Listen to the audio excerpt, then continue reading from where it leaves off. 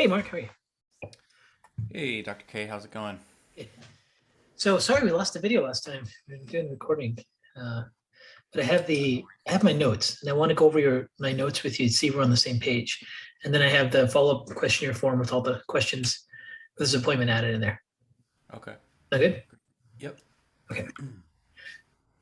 So last time you were telling me you were starting to notice some improvements in how you were feeling in general.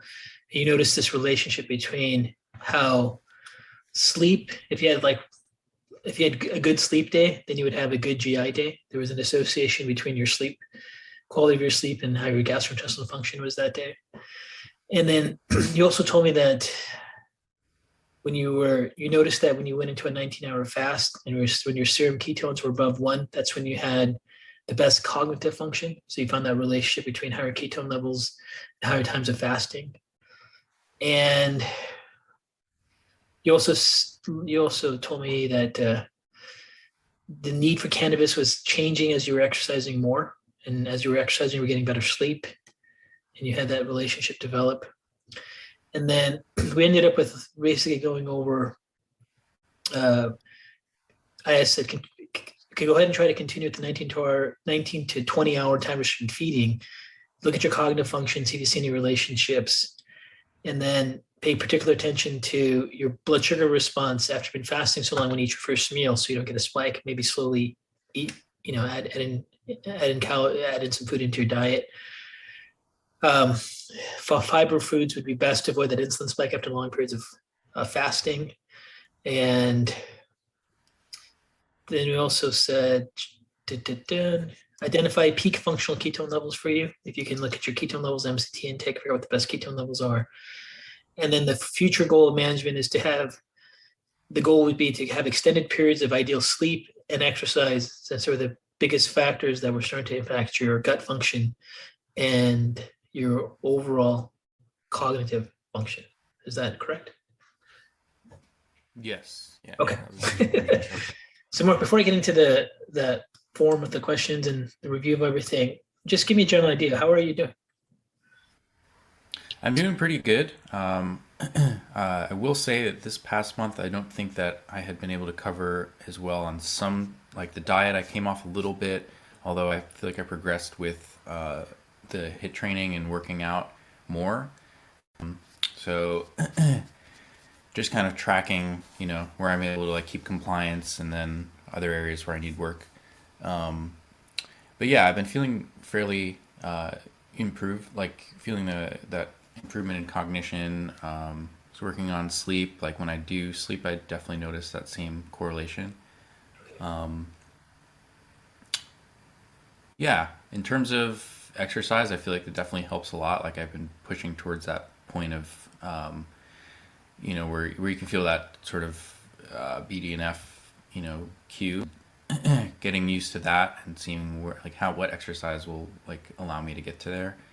Um, yeah, feeling pretty good. Definitely points where I notice at the end of a longer fast, intermittent fasting, I'll sort of be low energy and will need to like I have great sense of relief, kind of like my body can relax after I eat, and so noticing now like kind of not wanting to worried potentially about stressing my adrenals if I'm going too long, and my body sort of like not having the materials it needs to go throughout the day. So, but I feel like some days I'm able to like fast for that amount of time, whether I start a meal at 2 p.m.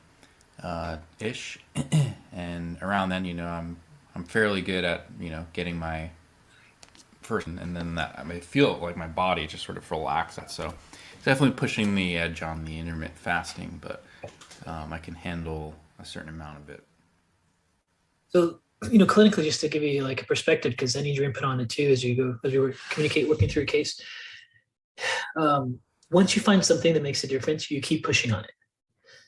So, because Hmm. basically the body will kind of let you know what is going to get you out of a pattern. So, if exercise and sleep are key factors for you, like that's going to take you to the next level. just got to keep pushing on until it stops giving. Then we got to find out what's the next thing that starts to give, so you can break through that pattern. Now let me show you the document, because I asked you a bunch of questions. I don't want to be redundant, but and then the questionnaire form, we can go over that together again, and then decide what the best strategy and plan is. Now, before I do that, actually, I do want to ask you, did you get a chance to measure your ketone levels and find like your max ketone range that we talked about last time? I hadn't tested as much as I did the previous month. Yeah. I've sometimes I get derailed and like I ran out of HCl and I need a specific type. I've experimented with so many different brands and then one was back ordered and then I finally got it and it took me off like a week or week and a half. And then once I get the supplement back, then I finally clear out like all of the, proteins that weren't digested. And so that happened earlier. And that really throws me off and I have to like, I can't, my strategy fully just go into just eating avocados all day. So I was like, okay, I need to do some more carb stuff and actually just nourish myself while I don't have HCl. So things like that sometimes throw me off. Yeah. And getting better at like mitigating, okay, I need to like keep these ordering when I'm down to my last bottle, but it's just a lot to keep up with all the supplements. So just something simple as that can throw me off, and then I need to like whole nervous system puzzled, and I'm not sleeping as well, and then so that's just one comment I'll make, is that I'm very sensitive to just even one piece not being there. Sorry, what was your question? I don't know why I went to that.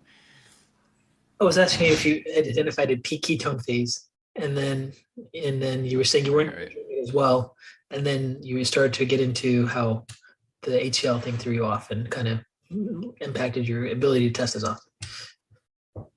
Right. Yeah. So the in terms of getting like higher than 1.2, which is pretty hard for me.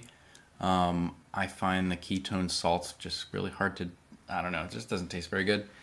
Yeah, and I get a sense of nausea. So I'm like, I naturally just like don't want to consume a ton of that because then my electrolytes thrown off and I've gotten headaches from it. So I'm still trying to figure out like how to manage that, aside from the fasting. I think one is like a range, like I just tested my ketones earlier and I got, to 0.4. So like I'm still not in this like higher range. When I'm at 1, I'm like, whoa, I'm on fire. So like maybe that is sort of like a good level, but I'm curious if they can get even higher. And I can just sort of stomach the keto salts and just be like, this is horrible and drain. But Okay. it's hard for me. When you say ketone salts, you're talking about taking beta hydroxybutyrate with salt, right? You're taking like ketones. The beta BHB. Yeah. Yeah. Well, have you tried taking a capsule so you don't taste it? I just found out those exist. Like I never came across that product. But maybe that would be You can good take to them with try. and you can take them without the salt. Yeah, if you have recommendations for these products, that would be great. I think things like that would really help. Because just drinking the liquid it gets me a little nauseous. And Don't put yourself through that. Okay, so one of the things is we still want to find that maximum ketone efficiency, because when you're in the one range, your brain is just humming, functioning well, and then when it's not, right? totally, yeah. So let's work on that. And I think if the salt is throwing you off and throwing off all your electrolytes, you just have to use one without salt, and you have to use a capsule. So we need to go capsule, no salt. They make them for sure. I can Yeah. work on. Okay. Yeah. If you can send me something for that. There's a couple Not sure what. I found like on Amazon a while ago. I can just do a quick search and email it to you. Okay. I don't remember Okay, the, great. but I know they exist because I've used them with other people as well. All right, let's go over. Let me show the share screen here. All right, you can see the document. Yep. All right. I think we may have repeated this, but let's just make sure we haven't missed anything.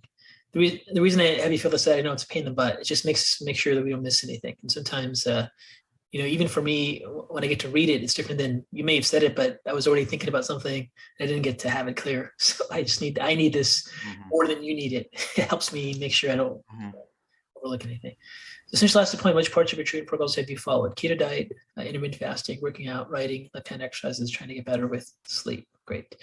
Now let's go, before I move on here with exercise. What are you, and the hit? Because last time we talked, you're saying you could only work out about 3 times a week, and then because you had to recover. We talked about potentially working out less intensely, so you have the ability to recover. Have you been able to work on that, or think about that, or? Yeah, I've been doing more like every other day, or sometimes I do every day. Um, and then if say I do that for like 4 or 5 days in a row, then I'll take a few days off. Perfect. But yeah, I'm trying to increase the cycle of working out. Perfect. And yeah, like I mentioned earlier, just pushing on like specific exercise that I really feel like kind of bolster that BDNF Yep. feeling. Awesome. Okay. The good thing about you is you're very perceptive of your body. That just is going to help you, figure out what to do because you're going to be able to listen to it and push yourself that way. What parts of your training protocols have you not followed? Could do more LH writing exercises. Oh, left hand. Left hand. Could do more intentional hit, but get some through weightlifting and working out. Okay, that's no. Do you have any persistent symptoms? No. What are your current concerns? Wanting to get better sleep. Now using eat in sleep supplement to get better sleep. Fine. Anything that helps you sleep, take it. Okay. I mean, ultimately, the longer and consistently you can stay with higher brain function, which can be impacted by sleep and exercise, the faster your brain recovery. And if there's a direct relationship between the health of your brain and how much deep sleep you can get, because getting deep sleep it's a function of a healthy brain function. Like when you see people that Hmm. can't sleep, people get like hypoxic, like sleep apnea. The reason they have a really hard time functioning and recovering is really because they don't get enough oxygen to the brain. Right? It's just the brain doesn't have a chance to revitalize, feed its mitochondria, repair, recover. So people that get traumatic brain injuries, people that get inflammatory reaction in the brain, their sleep can be impacted. Lots of things can cause sleep issues, like just being too excited and being too stimulated. But your brain function has to fire and activate your reticular inhibition system to then calm down your arousal systems of your brain. But that requires healthy brain function. All right. Oh, is that different? Is that a different name or just a different system than the reticular activating Yeah, system? it's the same thing. Reticular activating system. So your Oh, okay. cortex has to inhibit your reticular activating system so you can fall asleep. Okay. Okay. The protocol Do feels you like have suggestions on getting better? Oh, sorry. Yeah, just, I mean, we can go into this after we, okay. with No problem. specific questions on these. What do you hope to? Okay, want to get better sleep. Okay. What the protocol is like? It's progressing. Albeit sure, I feel like clarity on how to move in the office. Okay. What do you have? What do you hope to accomplish with your upcoming appointment? The protocol feels like it's progressing, albeit slowly but surely. I would like clarity on how to move more from this point forward. Okay. I definitely feel improvements, but still feel a sense of sympathetic dominance and my pyloric valve and stomach secretions and lack thereof. Okay.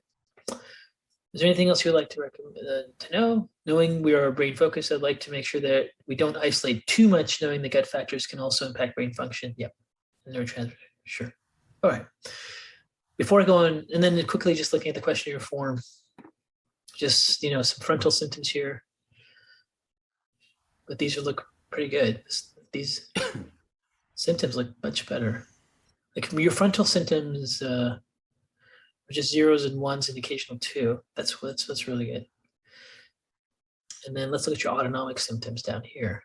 Yeah, you still have a lot of you still have some sympathetic systems that will take some time. So your autonomic dysregulation is still there, and that's part of your pattern. And then that'll just take time as you go through. And then here's your digestion symptoms. Number one, you said brain fatigue. Okay. Belching, burping, bloating, sense of fullness after meals, undigested foods, energy fullness and tooth. Okay. Yeah, I mean, whatever supplements you mean, you know your body best. You know what supplements work best for you. So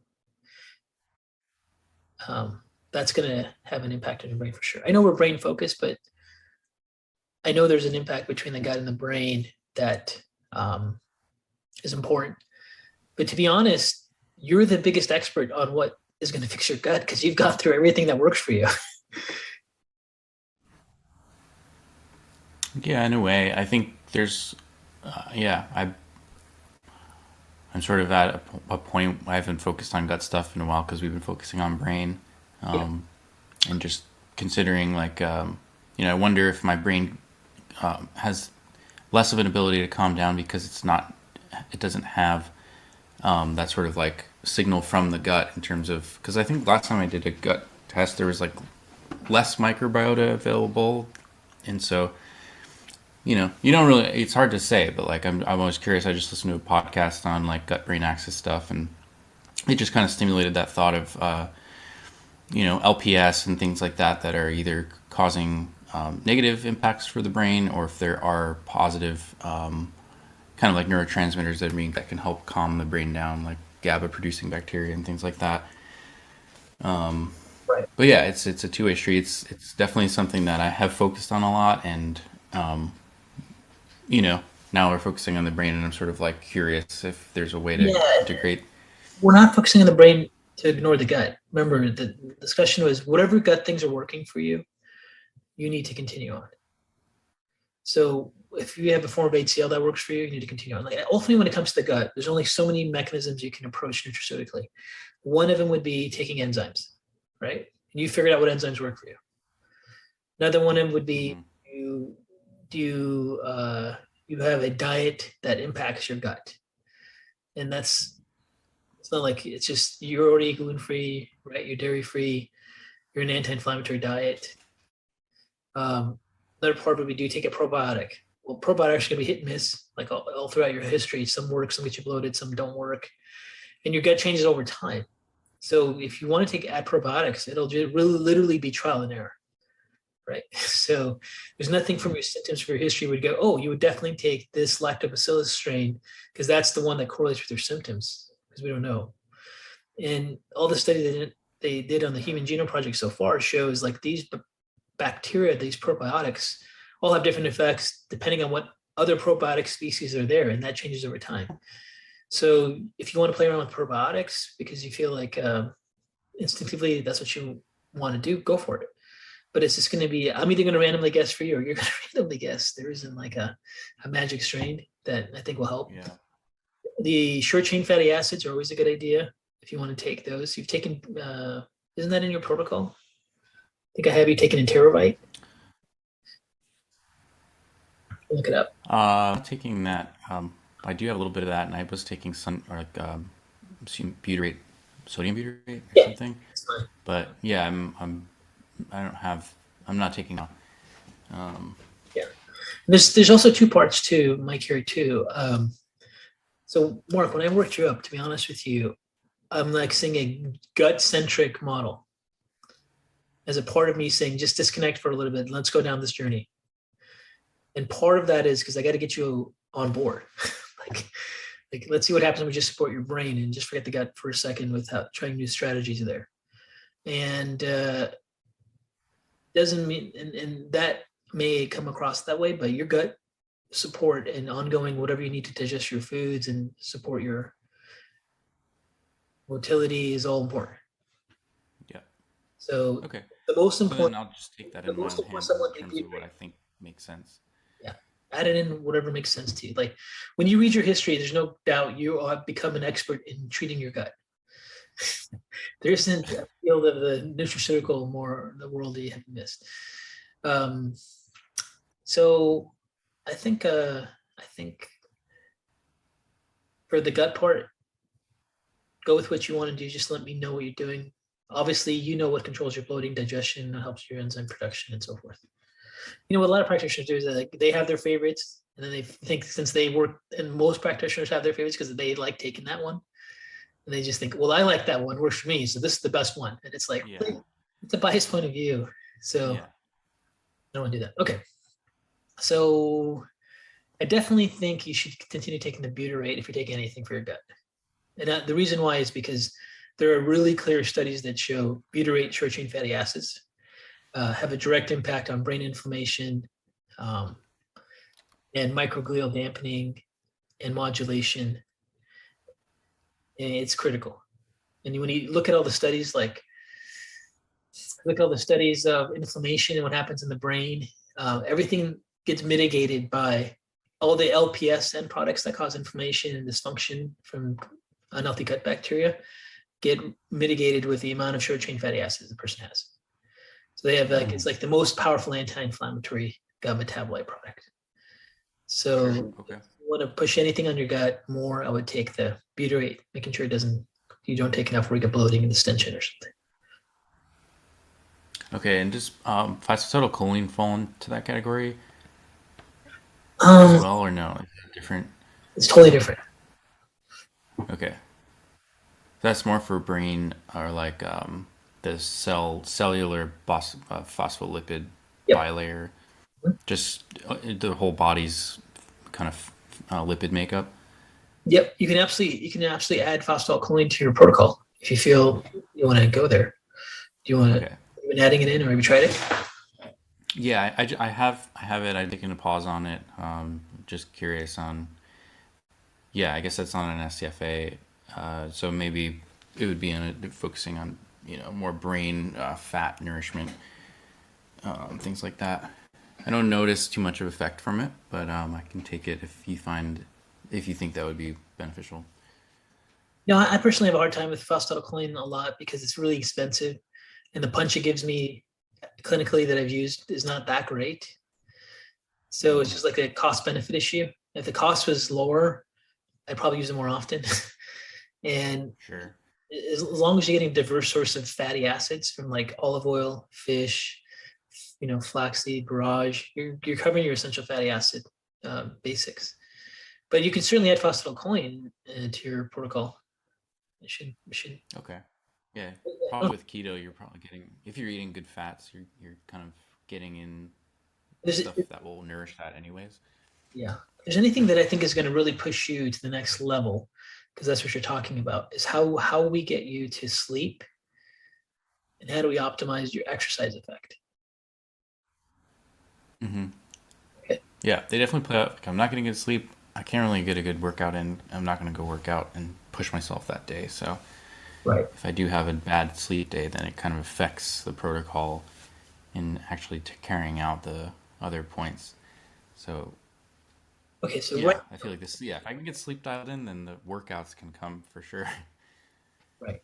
Okay. So right now, when we look at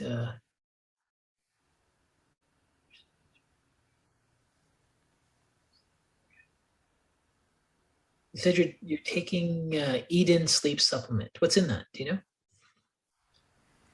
I can check for you. It's just a combo of amino acids, Oh, perfect. and I think it has like a low amount of melatonin. Okay. Um,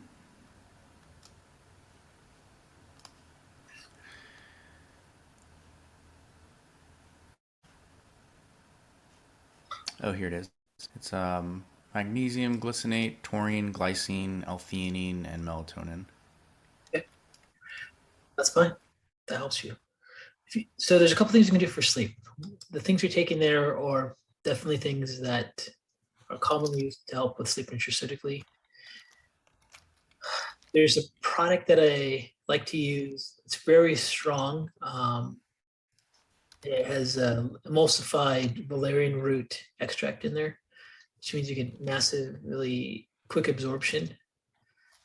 And it's a product Apex has. It's called Neuracera. I can send it to you. Hydroxybutyrate, what it's called. But the only thing with that is, Mark, you got to be careful because if you take anything, what you have to remember is if you take any sleeping product, you want to make sure the next day, like your brain speed isn't slower. Like I'll give you an Mm, valerian, like Neuracera has a valerian root extract in there, and valerian root binds to GABA receptors. It binds to GABA receptors so aggressively and it's still having its effect when you wake up. And then you can't get motivated to do things because you're so relaxed and calmed down. It can be counterproductive. Same with, Sure. it's not going to be as much with the amino acids and the little bit of melatonin that you're saying is in the product. But so one option is you want to go to the next level sleep wise, I would take an emulsified valerian root extract. You can try it and see how you feel. It might get you deeper sleep. At this point, if it's not a big deal for you to try a new supplement and see how you work, then I would say do it. But be conscious of if it totally fatigues you the next day. And that's not for most people. It's just if you have a brain injury, everything's different. I gotcha. Okay. Yeah, I'll probably, I'm seeing 12 in here. When I take B12, I sort of get a little agitated. But if the stuff that I'm already doing, like the eat-in with, because you could take like tryptophan capsules as well that I have, that can be useful. I feel like that might work. And if it doesn't, I can always try this. Yeah, I'll listen to Have you. another option. You just let me know if you want to try it, or let me know what you're doing. Okay. So Okay. listen, there's a big part of this is just trial and error, like working together to see what your body responds to. You're so extremely sensitive to things, and we have to listen to what your body will respond to and not respond to. Yep. Yep. Bum, bum, bum, bum. The second part of it is how do we optimize your exercise response? So you're doing a HIIT exercise. So tell me what you're doing for your workout. Well, I'll do. So I've been doing like any formal like HIIT classes or anything like that, but I've been doing like bench press, pull-ups, squats, things that will, push my level in a small amount of time, and then bouldering, like rock climbing, usually requires a lot of output in a small amount.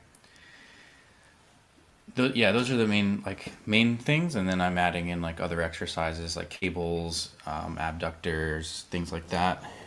I definitely stray away from like lots of cardio stuff, which I could probably do more of, but the cardio I find, obviously I don't want to do cardio, but I've also like been like, I don't want to lose weight. I've actually been gaining weight. I've gained like 10 pounds since the beginning of our journey. Oh, And so that's been a goal of mine.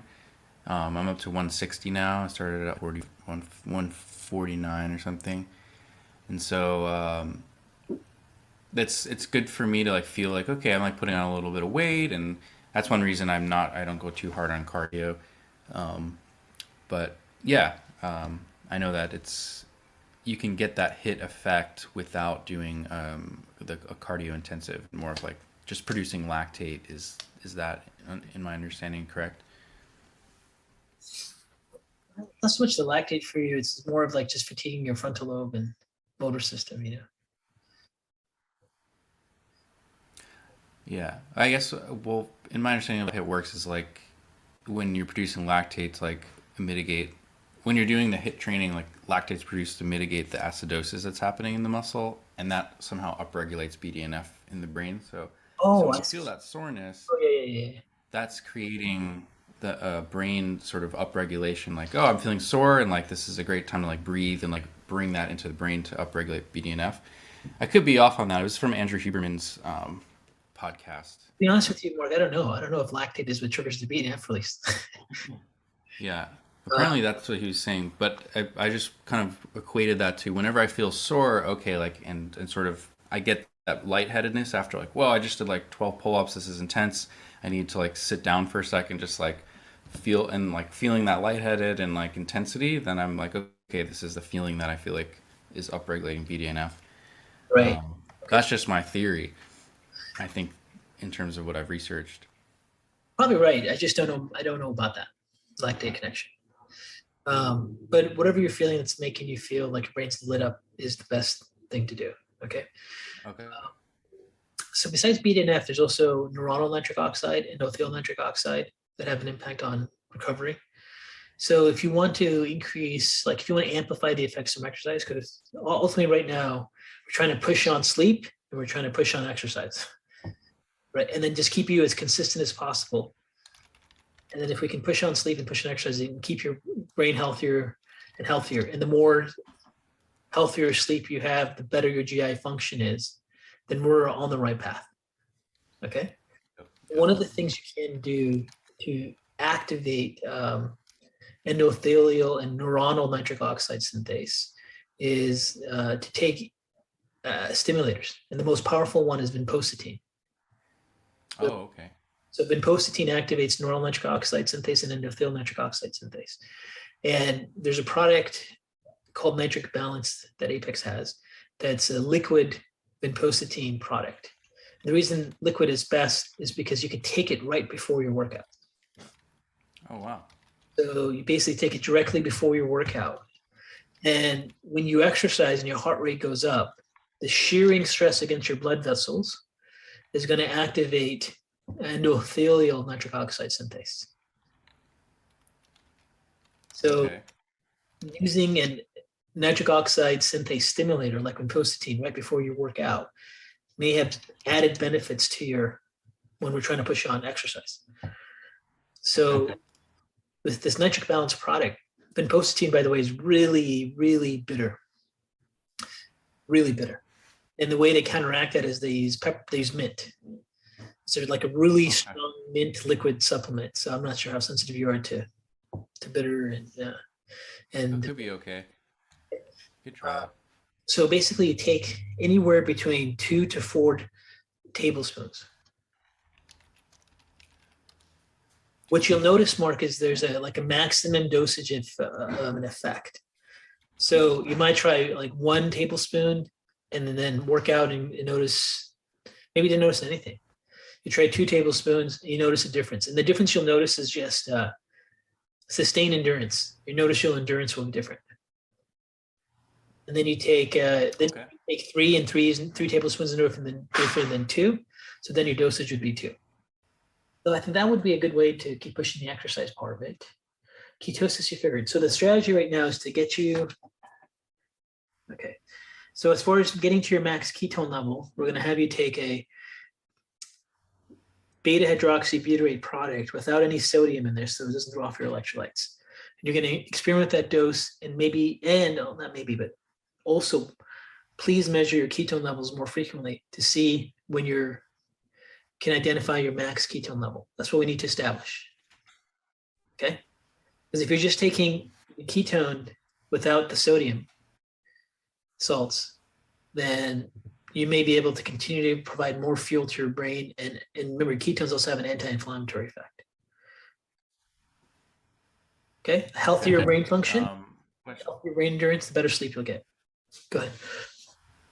Gotcha. Do people take ketones before sleep? Yes, absolutely. Because sometimes I feel like more energy. I've heard about that, and then in theory, I feel like it's so hard to sleep with so much brain energy. No, you may need to. Maybe I can try it. Right. I have to patients do it all the time, especially patients that wake up in the middle of the night and have like low brain function, get anxiety. I have them take ketones at nighttime. So just like people can get low blood sugar, be hypoglycemic, you can be hypoketonemia. A lot of people have a chance to having their ketone levels be low at nighttime when they're asleep. Okay. You can experiment with ketones at nighttime, ketones throughout the day. So the as far as like steps to take between now and next time we get the chance to talk, is find your maximum ketone level and experiment with the ketones, and maybe you add nighttime as well to see if that makes a difference for you. Okay, so finding maximum ketone level means like what level I can hit the highest? No, it means how high I can make. The relationship between how your brain function is best by the amount of ketone levels. First, that relationship, like more than 1. You've already noticed it's greater than 1, right? Right. Okay. And to get into greater than 1, Mark, you've like the one time you fasted for like 19 hours to get there, right? Yeah, just a little bit over 1, but yeah. Okay. So maybe we don't need you to fast for 19 hours straight all the time, but if you take extra ketones, you might get into 1 quickly. Okay. And then is your brain as functional at that point? Okay. Um, Another question, in terms of structuring and like measuring the ketone levels, just because there's so much just going on in my life in general, and then like this protocol I'm trying to like organize, and I find myself a little overwhelmed at times, and I think that's partially why my compliance has changed. Like, now introducing the gym and like kind of juggling a lot of different things. So if I can find like a simple way to like I wake up, I test my ketones, or like but then I'm like, okay, maybe that's not the best time because you get that cortisol boost and glucose is higher and it's not the best measurement. So what are the best times of day to, I guess based around your meals, right, and your fasting, to measure ketone levels?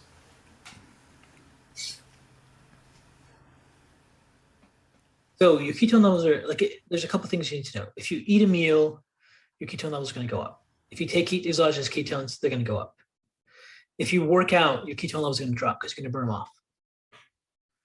Right? First thing in the morning, they're going to be probably lower, because you're still using them while you're making them, but as you become keto adapted, you're using them. Right? So Okay. I guess the point would be eat it, use food and exogenous ketones to see if you can get levels above 1. And so in between, And after when you, is that so you're let's say testing you the have lunch. Keto Mojo?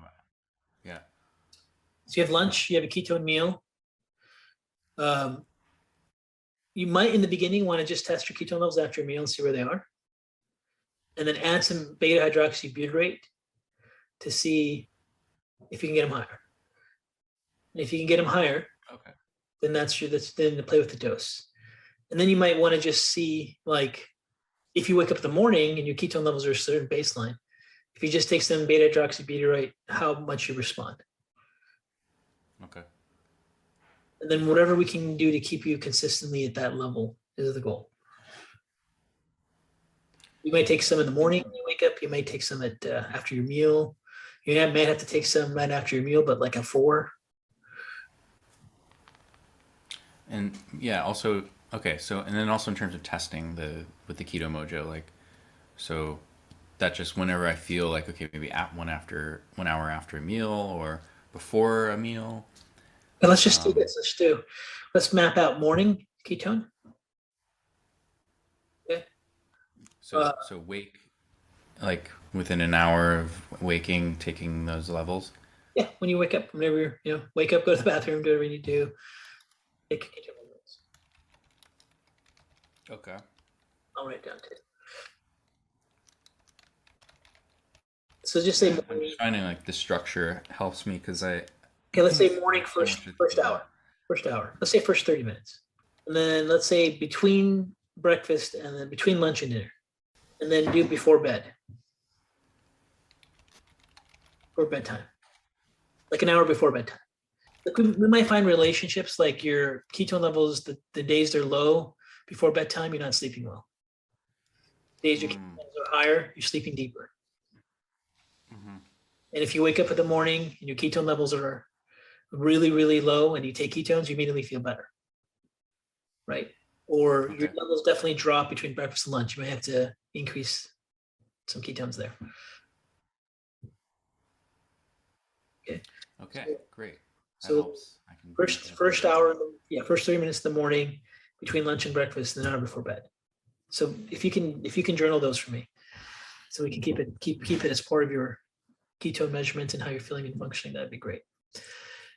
So that's step 1. So that's like the first thing, the ketone thing. The second thing will be to have you increase the dosage of whatever you want to do to help you sleep better. And if you want to go to the next level, then do the emulsified valerian root extract, which would be Neura Seraphim Apex. Okay. Okay. Then the third thing you're going to do is you're going to take vinpocetine, liquid form vinpocetine, before your workout. So 2 to 4 tablespoons, and that'll be from Apex. It'll be nitric balance. Okay. Great. Take that before workouts. I also experimented taking it's a coffee berry. It's supposed to be a BDNF enhancer Nice.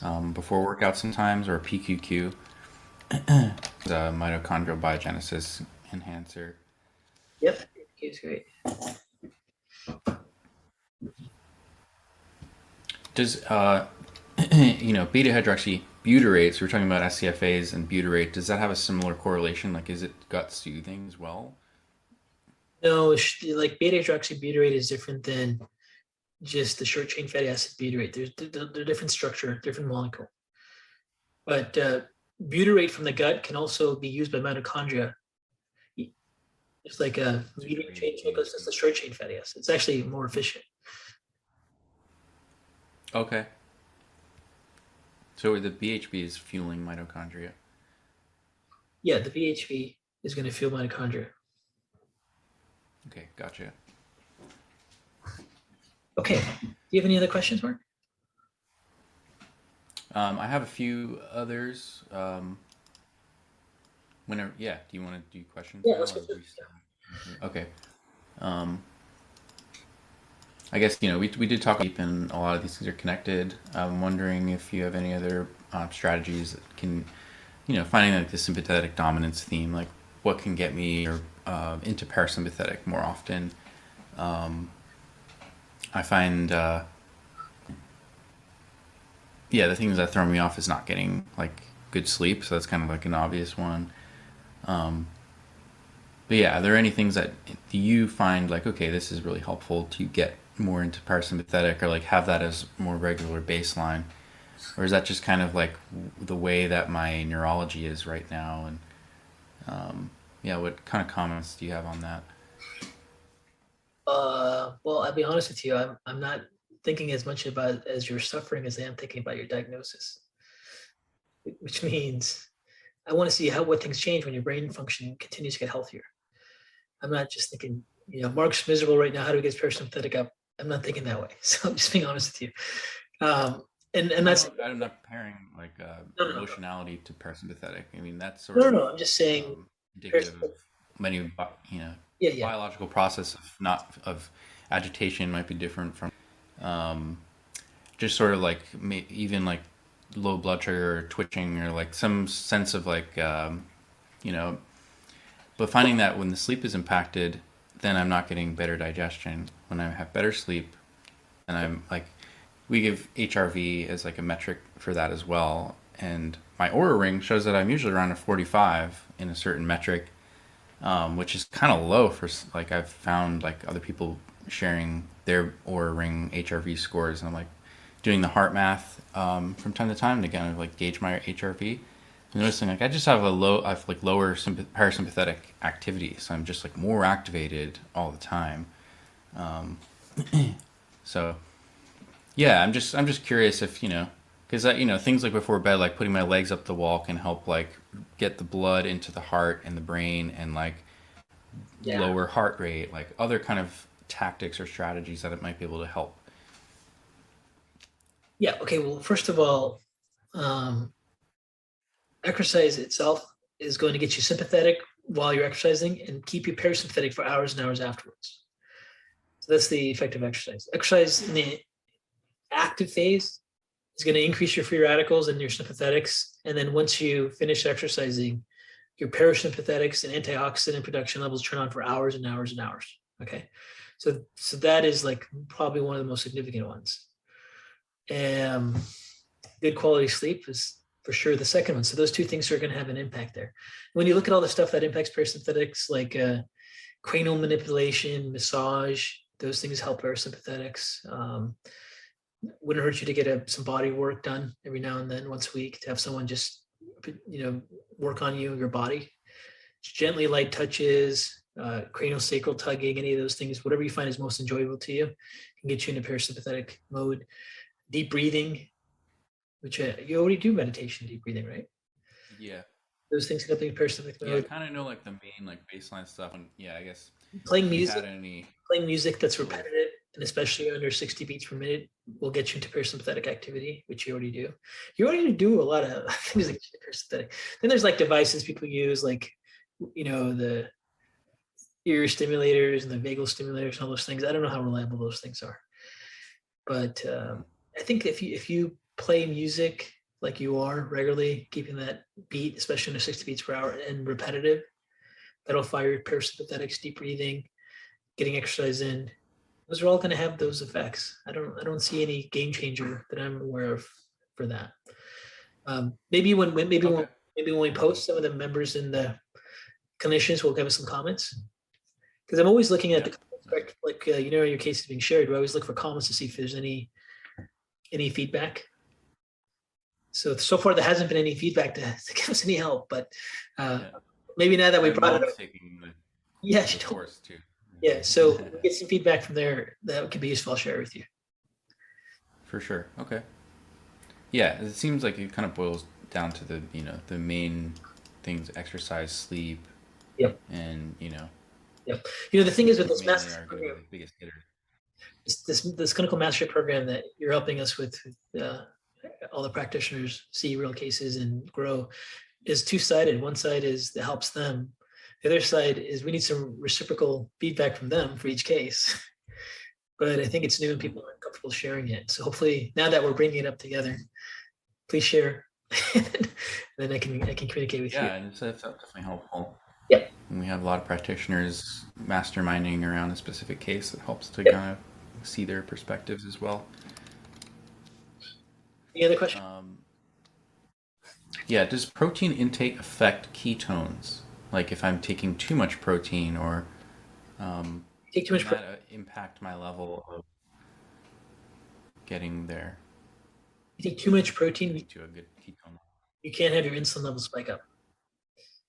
If your insulin levels spike up, it can get you out of ketosis. Does so say after a workout I have like a good amount of protein Oh, that's different. um, to replenish. That should Yeah, that's the only time I'm really taking enough protein, like an adequate amount. Um, because I wasn't sure if that was like a myth, because the amount of protein that's converted through glyconeogenesis in the case where like too much protein, I've heard that was sort of a myth, that like your body is like gonna get kicked out of ketosis through that mechanism. But I'm curious, what you're eating a lot of protein on a keto diet, is that going to kick you out of ketosis? if you eat too much protein, yeah, you can get out of ketosis. I don't know what people are talking about on their forums. I mean, I don't. There's a lot. You got to understand. A lot of times, people are actually real clinicians and actually working with patients. Like, there's a lot of theory of nutrition, but if you work I out, saw it's not going Thomas to. DeLauer's channel. Oh, He Tom. said Tom, he's something pretty like reliable. He's about pretty that. reliable. Yeah, I would trust his opinion on that. He seems pretty reliable with that. Um, Ultimately, if you're worried, just measure your ketones. Yeah. Yeah, I'm usually around point, like I woke up today point 0.3, then had like a big fatty meal, but my glucose went down, but then I was at point 0.4, so I'm like, and I took the keto salts, so it's like, man, I really got to like do a lot to push the dial on this. Yeah. But maybe if we get the other BHB in and try something else where I can actually take I don't think more. it's going to be like just that one protein meal. Like, you're gonna have to eat a lot of protein. But what happens? I'll give you an example. What happens? Someone will have like a full chicken and like a steak because they're in keto. They think they can have as much protein. They have very little fat, and that can be a factor. Oh, okay. Yeah, I'm not doing anything like that. Yeah. Um, I mean, I think one of the special things about my, like, unique things about my case is like, I mean, I'm sure other people have like gut stuff and brain stuff.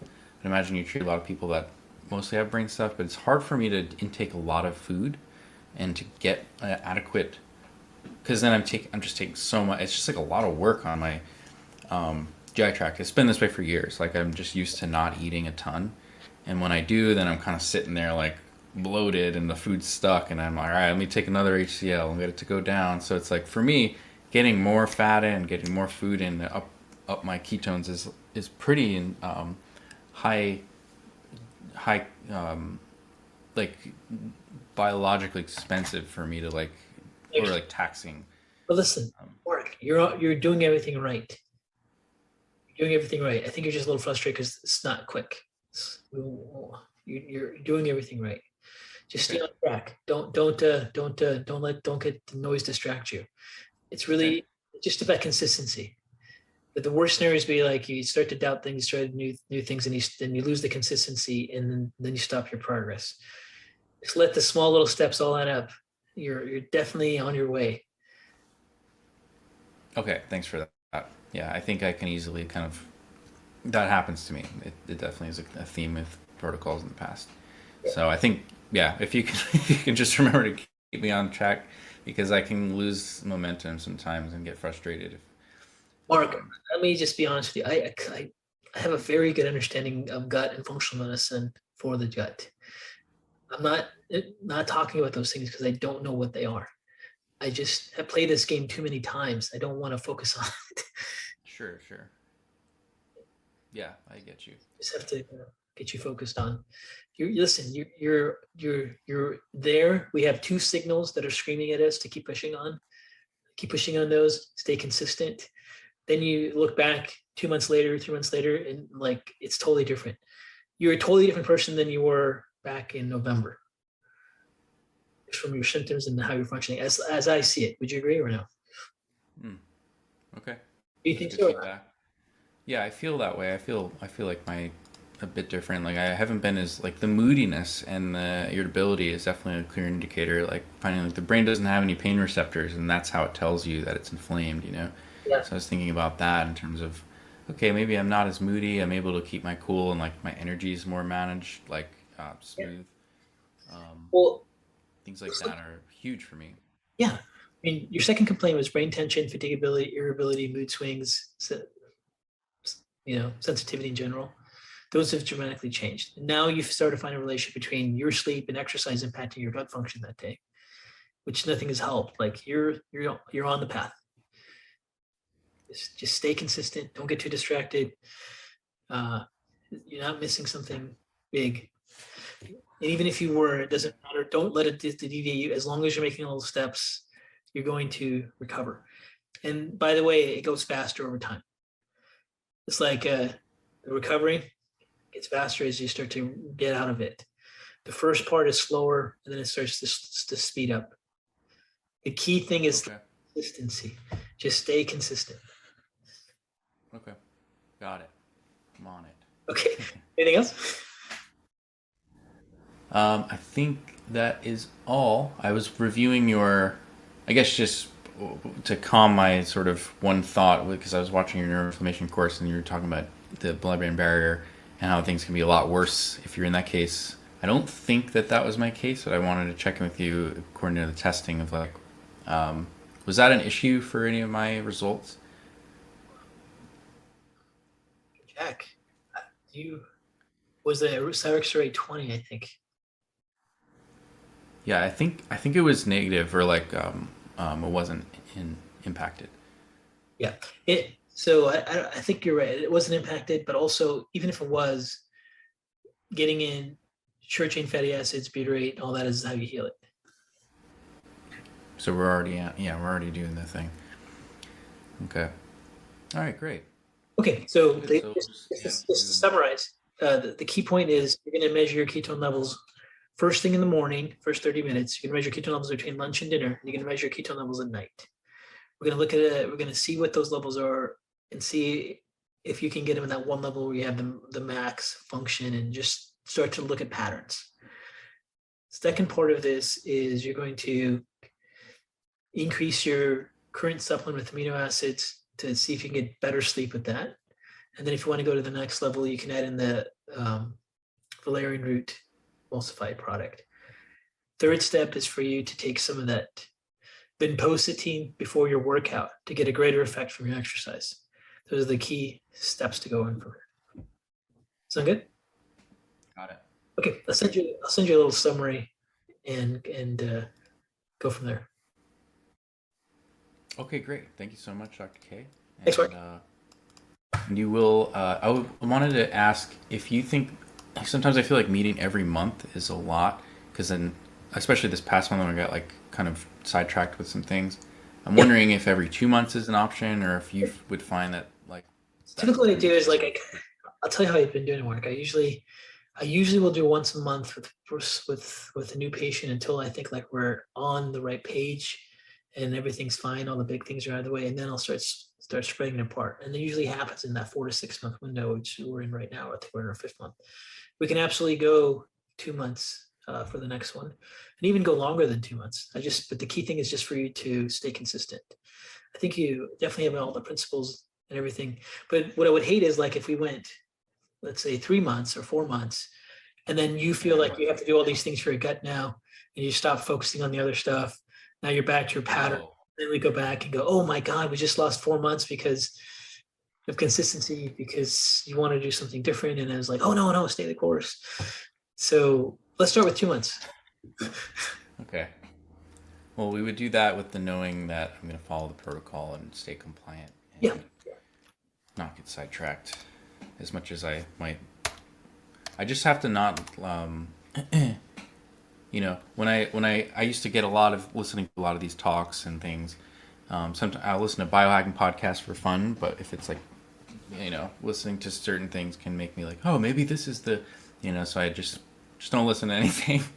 I have less of an appetite for all the technical stuff lately because I'm at a point where I'm just like, I can't fit it all in my brain. I just want someone else, and that's kind of what we're doing here. I just want to follow your guide. So, you know what? Make a list of things you want to try doing, and just realize everything's done in phases. So, like I was saying, right now we have a clear thing to push on. We're going to push in as much as we get, and then we're going to see how far we are, and then have to figure out another strategy if we need to get to the next level.